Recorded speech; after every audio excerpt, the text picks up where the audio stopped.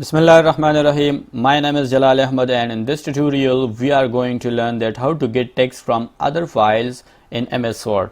For that purpose, click on Insert, click here on Object, click Text from File, and select here type of file you want to get text from.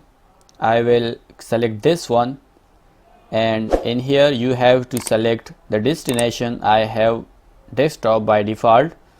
Click on it, press Insert, and you can see I have got the text from that file. In the same way, you can select another file,